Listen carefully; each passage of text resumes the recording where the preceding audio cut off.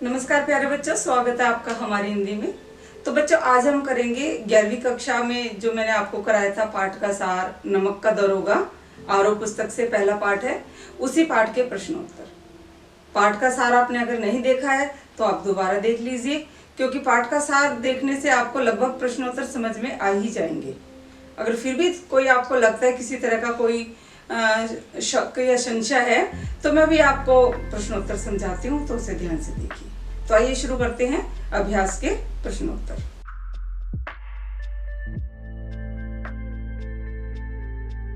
तो अभ्यास का पहला प्रश्न है, कहानी का कौन सा पात्र आपको सर्वाधिक प्रभावित करता है और क्यों? नमक का दरोगा जो कहानी है उसमें कौन सा पात्र यानी चरित्र? तो हम यही उत्तर देंगे, जो कहानी का नायक है वंशीधर, वही हमें सबसे अधिक प्रभावित करता है, क्योंकि वह एक कर्तव्यनिष्ठ, ईमानदार और अपने कार्य को अच्छे ढंग से करने वाले व्यक्ति है। वो एक शिक्षित और युवा युवक हैं। हालांकि उनके पिता उनको रिश्वत लेने के लिए प्रोत्साहित करते हैं। जब वंशीधर नौकरी के लिए आवेदन करने जाते हैं तो उनके पिता उनको समझाते हैं कि नौकरी कोई भी हो, लेकिन ऐसी देखना जिसमें ऊपर की कमाई ज्यादा हो। लेकिन वंशीधर इन सब बातों को नहीं मानते और वो जब नौकरी करते हैं तो उन्हें नमक विभाग में दारोगा पद पर नियुक्त किया जाता है। और ये पद इतना महत्वपूर्ण है कि इसमें ऊपर की कमाई बहुत अधिक है। इसके बावजूद वंशीधर अपने कर्तव्य को एक निष्ठता से निभाते हैं। वो रिश्वत को बिल्कुल भी बढ़ावा नहीं देते। आलोपी दिन जो एक बहुत बड़ा व्यापारी है, उन्हें तरह तरह से ललचाता है।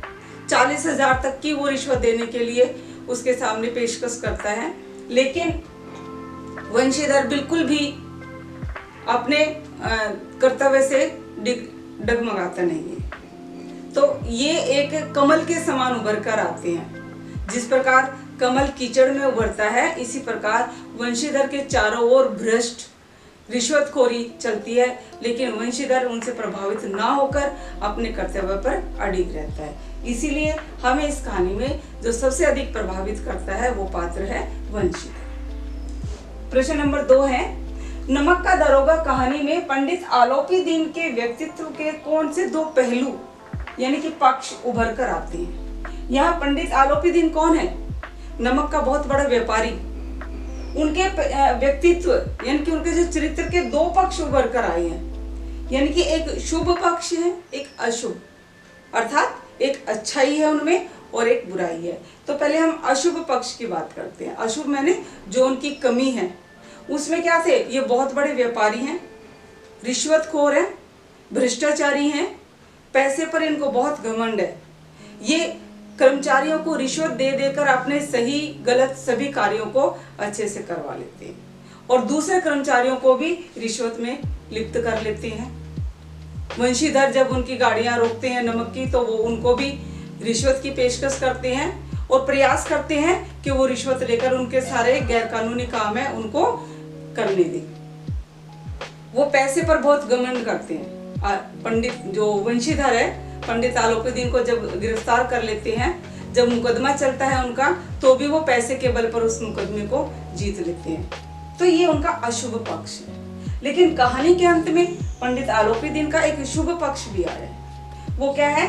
जब वो मुकदमा जीत जाते हैं, वंशीधर की नौकरी भी छूट जाती है, लेकिन उनके मन में उसके प्रति कोई मैल नहीं होता, कोई वैर भाव नहीं होता, बल्कि वो उनकी कर्तव्य परायणता, उनकी ईमानदारी, उनकी वफादारी की तारीफ करते हैं और उन्हें अपने जो अथाह संपत्ति है उसका स्थायी मैनेजर नियुक्त करते हैं, सम्मान देते हैं उनको उनकी ईमानदारी का। तो ये पंडित आलोपी दीन का शुभ पक्ष हो। तो यहाँ उनके अशुभ और शुभ दोनों पक्ष सामने आते हैं। प्रश्न नंबर 3 है, कहानी के सभी पात्र समाज की किसी न किसी सच्चाई को उजागर करते हैं। ये प्रश्न वैसे बहुत बड़ा था, मैंने थोड़ा छोटा कर दिया है। अर्थ वही है कि निम्न पात्र किस सच्चाई को उजागर करते हैं। हमारी कहानी में कई पात्र आए हैं, वो सब किसी न किसी समाज की सच्चाई को उजागर करते हैं।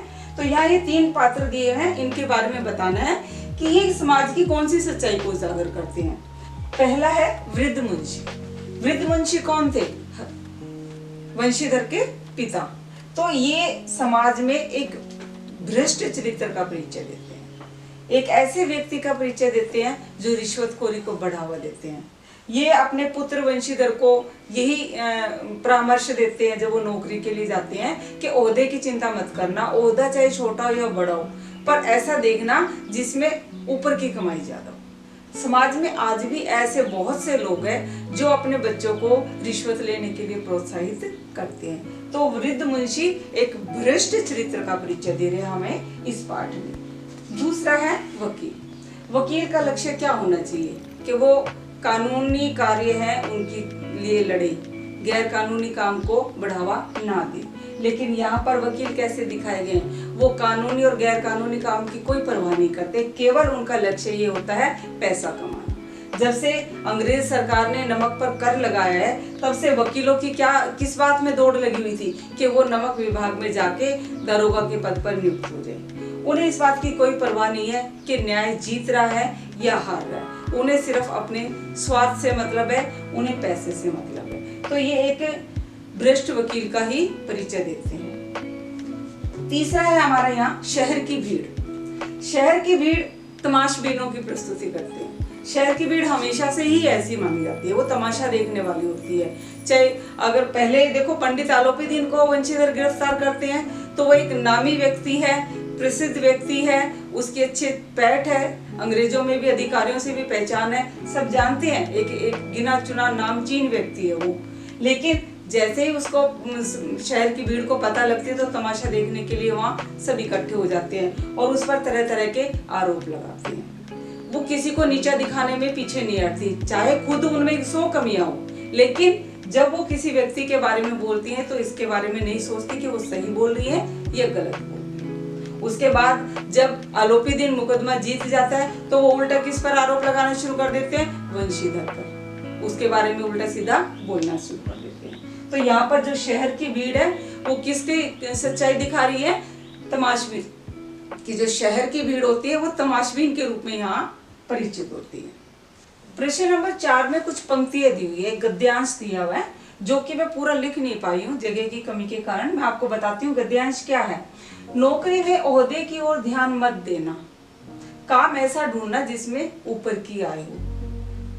ये बातें बता रही हूँ मैं पूरे गद्यांश की कि ऐसा काम, ये वृद्ध मुंशी जी उनकी बातें हैं। वो क्या कह रहे हैं कि काम ऐसा ढूंढना जिसमें ऊपर की आय हो। कि मासिक वेतन तो एक पूर्णमासी के चांद होता है, एक दिन दिखाई देता है और घटते घटते लुप्त हो जाता है।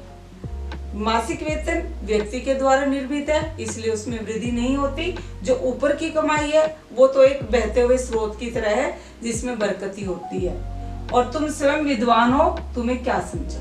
ये पूरा एक गद्यांश है जो मैंने छोटा करके लिख दिया है। तो ये सारी बातें कही गई है वृद्ध मुंशी के द्वारा। तो उसी के आधार पर एक ये 3 प्रश्न है। पहला है, यह किसकी उक्ति है? उक्ति माने कथन, कि जो ऊपर ये मैंने आपको गद्यांश एक मुजबानी बताया है वो किसके द्वारा कहा गया है? वो वृद्ध मुंशी के द्वारा कहा गया है जो वंशीधर के पिता है। प्रश्न नंबर 2 इसी में से हमें बताना है, मासिक वेतन को पूर्णमासी का चांद क्यों कहा गया? पूर्णमासी का चांद इसलिए कहा गया कि जिस प्रकार पूर्णमासी को चांद पूरा निकलता है और धीरे धीरे वो अमावस तक बिल्कुल लुप्त हो जाता है, खत्म हो जाता है, वही बात वृद्ध मुंशी कह रहे हैं वंशीधर को मासिक वेतन के लिए। कि जो मासिक वेतन है यानी कि तनख्वाह है वो एक दिन दिखाई देती है और धीरे धीरे खर्च होते होते वो अंत में खत्म हो जाती है, इसलिए मासिक वेतन को पूर्णमासी का चांद कहा गया। प्रश्न नंबर 3 है, क्या आप एक पिता के इस वक्तव्य से सहमत हैं?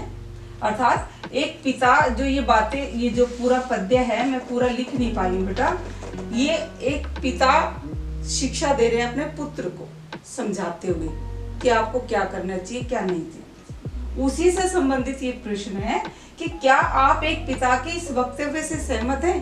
कि क्या आप इनसे सहमत हैं जो एक पिता अपने पुत्र को हिदायत दे रहा है? तो उत्तर होगा, हम इससे बिल्कुल भी सहमत नहीं है। हम बिल्कुल भी सहमत नहीं है कि एक पिता अपने पुत्र को रिश्वत के लिए प्रोत्साहित करे। रिश्वत लेना पाप है। रिश्वत का अगर हम पैसा खाएंगे तो हमारे मन में एक आत्मग्लानि सी पैदा हो जाती है और ईमानदारी की कमाई वो हमारे लिए प्रसन्नता लाती है, खुशी लाती है, चाहे वो कम हो। चाहे हमें कितना भी मिले, लेकिन हम ईमानदारी का वेतन जो लेंगे उससे हमारे घर में प्रसन्नता होगी और हमारे मन में संतुष्टि होगी। तो हम इससे बिल्कुल भी सहमत नहीं है। प्रश्न नंबर 5 है, नमक का दरोगा कहानी के 2 अन्य शीर्षक बताते हुए उनके आधार को भी स्पष्ट करें। अर्थात प्रश्न क्या है कि जो ये कहानी है हमारी मुंशी प्रेमचंद जी के द्वारा लिखी गई, इसका शीर्षक उन्होंने दिया है नमक का दरोगा। इसके अलावा इस कहानी के कोई 2 अन्य शीर्षक बताने हैं और उनका आधार भी स्पष्ट करना है कि आप वो शीर्षक क्यों देते। तो पहला तो होगा असत्य पर सत्य की जीत, मतलब झूठ पर सच्चाई की जीत हो रही है। यहाँ पर जो शुरू में दिखाया वंशीधर है वो सत्य के मार्ग पर चलते हैं और आलोपी दीन है वो शुरू से ही असत्य के मार्ग पर चल रहे हैं। भले ही वंशीधर को एक बार हार का मुंह देखना पड़ता है, लेकिन वो सत्य के मार्ग को नहीं छोड़ते। और अंत में होता क्या है, जो आलोपी दीन है असत्य के मार्ग पर चलते हुए जीत हासिल कर लेते हैं, तो भी अंत में वो वंशीधर के सामने गिड़गिड़ाते हुए हमें दिखाई देते हैं। वो उनकी ईमानदारी का, उनकी सत्यता की तारीफ करते हैं और उन्हें मैनेजर के पद पर नियुक्त करते हैं। तो ये शीर्षक बिल्कुल उचित होगा, असत्य पर सत्य की जीत। एक और अन्य शीर्षक हम दे सकते हैं इनको, ईमानदारी। ईमानदारी बहुत ही अच्छा शीर्षक है, ये सभी के मन को छूता है, क्योंकि कहानी में शुरू से ही वंशीधर ईमानदारी का वो प्रतीक है, ईमानदारी के रास्ते पर चल रहे हैं। उनका पद इतना बड़ा था नमक के विभाग में कि वो चाहे तो बहुत सारी रिश्वत ले सकते थे, बहुत कुछ कर सकते थे, लेकिन वो अपने ईमानदारी के रास्ते को नहीं त्यागते हैं, ईमानदारी पर कायम रहते हैं और ईमानदारी के द्वारा ही वो अपने आप को साबित भी कर पाते हैं। तो दूसरा शीर्षक हमारा कौन सा होगा इसका, ईमानदारी। तो प्रश्न नंबर 6 करते हैं, कहानी के अंत में आलोपी दीन के वंशीधर को मैनेजर नियुक्त करने के पीछे क्या कारण हो सकते हैं और आप इस कहानी का अंत कैसे करते हैं। देखो, कहानी की शुरुआत में क्या दिखाया है, जो वंशीधर है नमक विभाग में दरोगा है और आलोपी दीन एक नमक का व्यापारी है, बहुत बड़ा आदमी है, प्रसिद्ध व्यक्ति है। उनके आपस में क्या अच्छे संबंध नहीं है शुरू में, क्योंकि वंशीधर उसे गिरफ्तार कर लेता है, उस पर मुकदमा चलाया जाता है।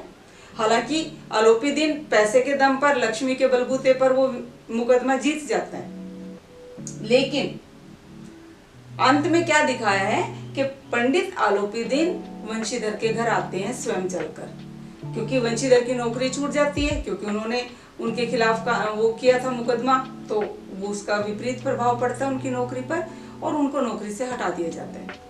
नौकरी से हटा दिए जाने के बावजूद भी पंडित आलोपी दीन वंशीधर के घर आते हैं और उनकी ईमानदारी, उनकी कर्तव्य परायणता का, धर्मनिष्ठता का आदर करते हैं, सम्मान करते हैं और उन्हें अपने जो उनकी अथाह संपत्ति है उस संपत्ति का स्थायी मैनेजर नियुक्त करते हैं। कारण क्या थे कि उनकी संपत्ति इतनी अथाह थी कि वो सदैव इस मामले में उनको चिंता बनी रहती थी, अपनी संपत्ति की सुरक्षा के बारे में, कि कहीं मेरी संपत्ति का कोई नुकसान ना हो जाए। और वंशीधर को देखकर उनके मन में ये था कि इन जितना ईमानदारी व्यक्ति कोई हो ही नहीं सकता, तो वो चाहते थे कि वंशीधर जैसा ईमानदार व्यक्ति उनकी संपत्ति की सुरक्षा करेगा तो उनकी संपत्ति सुरक्षित रहेगी और उनको इसका किसी प्रकार का नुकसान नहीं होगा, इसलिए वो उन्हें अपनी संपत्ति का मैनेजर नियुक्त करते हैं। अब बात रही कि आप इस कहानी का अंत कैसे करते, तो हम भी यही करते, आदर्शवादी,